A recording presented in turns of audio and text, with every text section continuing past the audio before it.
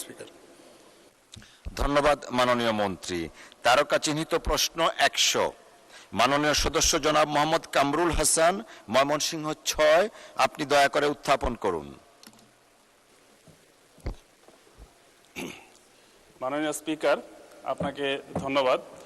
আমি মোহাম্মদ কামরুল হাসান তারকা চিহ্নিত প্রশ্ন 100 মহান সংসদে উত্থাপন করছি।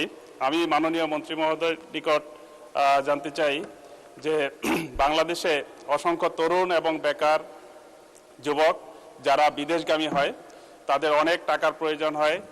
আমাদের এই দরিদ্র জনগোষ্ঠীর পক্ষে সেই টাকা সংগ্রহ করা সম্ভব হয় না। এই ক্ষেত্রে সরকারের কোনো পরিকল্পনা আছে কিনা যে বিনা সুদে ব্যাংক ঋণের কোনো ব্যবস্থা সরকার করবে কিনা, এই ব্যাপারে মাননীয় মন্ত্রী মহোদয়ের নিকট আমি জানতে চাই। ধন্যবাদ মাননীয় স্পিকার। মাননীয় সদস্য, আপনাকে ধন্যবাদ। তারকা চিহ্নিত প্রশ্ন 100 সংসদে উত্থাপিত হলো।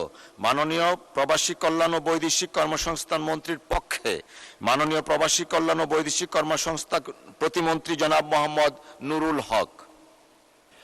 মাননীয় স্পিকার, আপনাকে ধন্যবাদ। আপনার মাধ্যমে মাননীয় সংসদ সদস্যকেও ধন্যবাদ একটি গুরুত্বপূর্ণ বিষয় সামনে আনার জন্য, সংসদের সামনে আনার জন্য। বর্তমানে প্রবাসী কল্যাণ ও বৈদেশিক কর্মসংস্থান মন্ত্রণালয় থেকে একেবারে স্বল্প সুদে জামানতবিহীন, যেটা 8% সুদে 3 লক্ষ টাকা পর্যন্ত ঋণ দেওয়া হয়, যেটাকে আমরা 5 লক্ষ টাকা করার একটা চিন্তা ভাবনা করছি।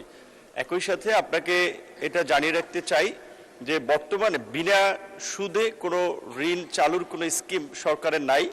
তবে আমাদের দেশের বর্তমান সরকার মাননীয় প্রধানমন্ত্রী বৈদেশিক কর্মসংস্থানের প্রতি বেশ একটা আগ্রহ এবং গুরুত্ব আছে। তার পরামর্শ আছে এই সেক্টর নিয়ে কিভাবে ডেভেলপ করা যায়। সেই বিবেচনায় ভবিষ্যতে সরকারের নির্বাচনী ইশতেহার অনুযায়ী যে 1 কোটি বিদেশি কর্মসংস্থান সৃষ্টির একটা আমাদের টার্গেট আছে, সেটা পূরণের লক্ষ্যে হয়তো ভবিষ্যতে এই সিদ্ধান্ত সরকার যদি গ্রহণ করে তখন হয়তো এটি বাস্তবায়ন করা যাবে। ধন্যবাদ। ধন্যবাদ মাননীয় প্রতিমন্ত্রী। মাননীয় সদস্য জনাব মোহাম্মদ কামরুল হাসান, আপনি একটি সম্পূরক প্রশ্ন করতে পারেন। ধন্যবাদ। ধন্যবাদ মাননীয় স্পিকার। আমি মাননীয় মন্ত্রী মহোদয়ের নিকট জানতে চাই আপনার মাধ্যমে, আমরা লক্ষ্য করছি যে বিদেশে অনেক শ্রমিক পঙ্গুত্ব বরণ করেন এবং মৃত্যুবরণ করেন দুর্ঘটনায়। তাদেরকে নিয়ে আসার ক্ষেত্রে অনেক সময় দেখা যায় যে সময়ক্ষেপণ হয় এবং অনেক ক্ষেত্রে লাশগুলো আসলে পৌঁছায় না। এরকম অনেক ঘটনা ঘটে।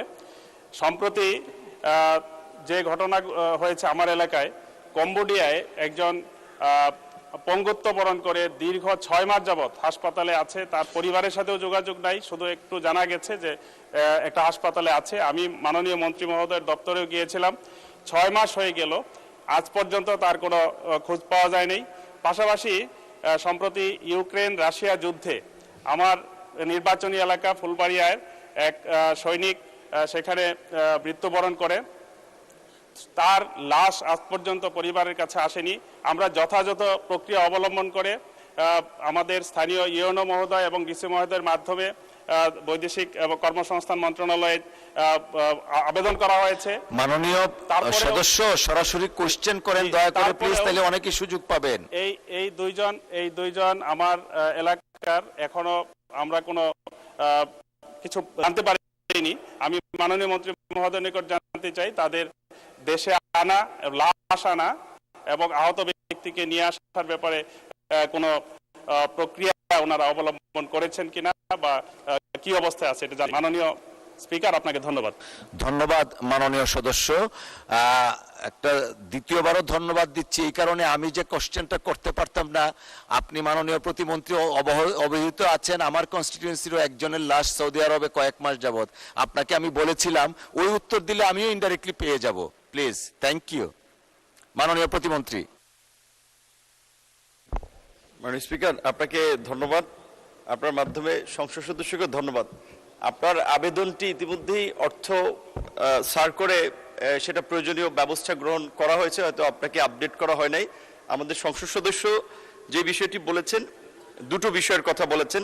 1 নম্বর হচ্ছে যে যারা বিদেশে গিয়ে পঙ্গু কিংবা আহত হয় তাদেরকে ফিরিয়ে আনা এবং ক্ষতিপূরণের বিষয়, এবং প্রবাসে মৃত্যুবরণকারী কর্মীর লাশ সরকারি খরচে দেশে আনার বিষয়টি, যারা কাজ করতে গিয়ে কর্মক্ষেত্রে আহত কিংবা পঙ্গুত্ব বরণ করে, বিভিন্ন দেশের সাথে এমইউ অনুযায়ী আমরা সেখানে কিছুটা ক্ষতিপূরণ দাবি করতে পারি যদি তারা আমাদেরকে জানায়। এছাড়া যদি কেউ মৃত্যুবরণ করে, তাদের লাশ আনা তিনভাবে হয়ে থাকে। একটা হচ্ছে যে আমাদের মন্ত্রণালয়ের মাধ্যমে যারা বিএমইটির ক্লিয়ারেন্স কার্ড নিয়ে যায়, তাদের পুরোপুরি খরচ মন্ত্রণালয় বহন করে।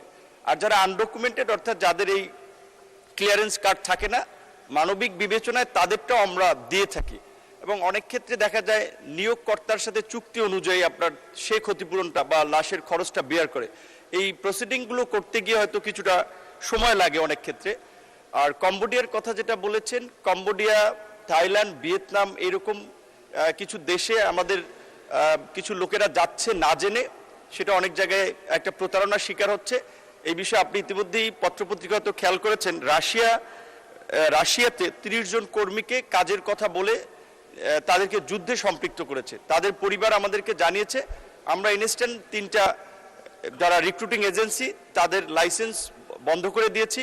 তাদের বিরুদ্ধে আইনগত ব্যবস্থা নেওয়া প্রক্রিয়া চলমান রয়েছে। তো রাশিয়ার ইউক্রেনের ক্ষেত্রে কিছু কিছু আমাদের বাংলাদেশিরা যুদ্ধে জড়াচ্ছে, বাট সেটা বাংলাদেশ থেকে না, সেটা প্রকৃত অর্থে থার্ড কান্ট্রি থেকে তারা যাচ্ছে। সেই ক্ষেত্রে আমাদের কিছু করার থাকে না।